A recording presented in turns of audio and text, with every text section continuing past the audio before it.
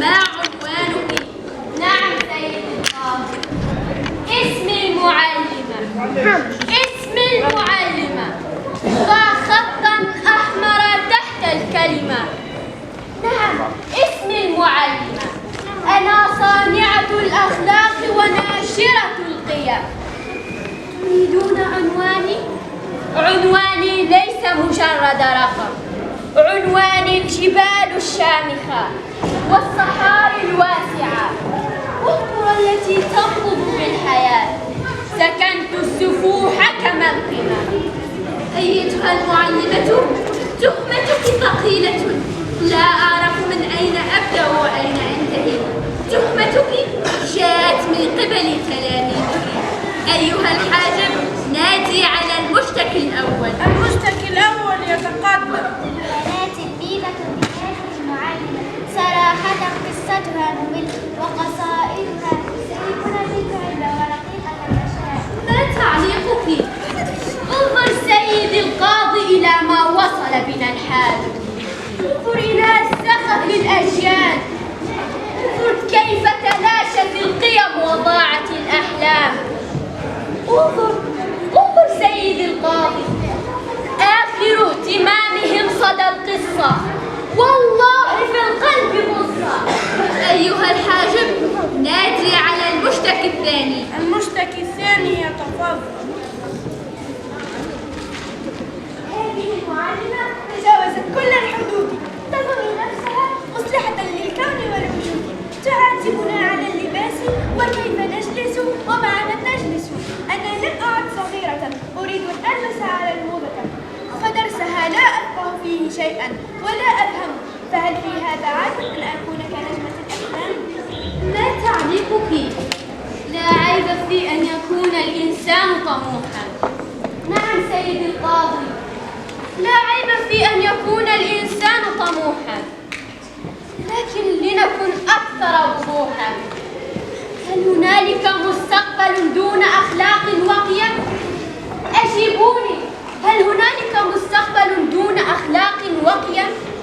إنهم يريدون حياة جاهزة دون فهم أو دراسة. يريدون أن يلبسوا سروالا ممزقا وعقلا بلا منطق. يريدون شكلا لافتا وعقلا تائها. أيها الحاجب، نادي على المحامي. المحامي يتفضل. سيد القاضي، إن هذه المرأة الماثلة أمامكم هي سبب تأخرنا وتقاطرنا. إنها شخصية لا توافق العصر ولا التطور، وتسقط على هؤلاء الأبرياء بفكرها العديد أن تلبس منكم تسقيط أشد عقاب لها وشر. أيتها المعلمة، هل تدافعين عن نفسك في غياب من يدافع عنك؟ نعم سيدي القاضي، أنا المعلمة، بشر مثلكم، من لحم ودم، أحزن وأفرح، أبكي وأتألم مثل ما تتألمون. لا أدعي أني ملاك ولا أنا بطاغية فتاكة. لم أسكن قصور ولا لبست بدلة مصمم مشهور، بل قضيت العمر أشم رائحة الطبشور. فأصابني العناء، دم وسكر وآلام في الظهر وضعف في البصر، لكن كل هذا لا يهمني. أتعلمون، كل هذا لا يهمني، لأن رسالتي العظمى تربية الأجيال. نعم، تربية الأجيال.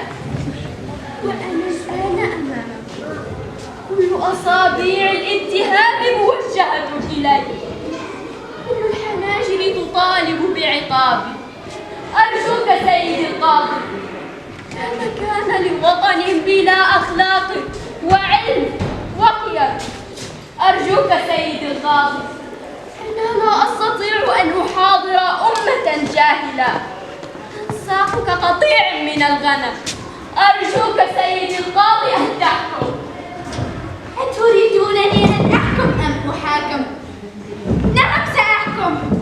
أحكم على من علمتني أول حرف. أحكم على من علمتني مسك القلم وحب الوطن ورسم العلم.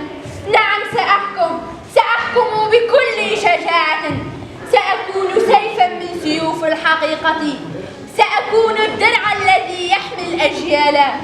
أيها الحضور، إن هذه المعلمة ليست مجرد شخص، بل هي منارة تضيء ظلمات الجهل. سأقف إجلالا وتبجيلا لهذه السيدة، فإن قلت شكرا فشكري لن يوفيها حقها.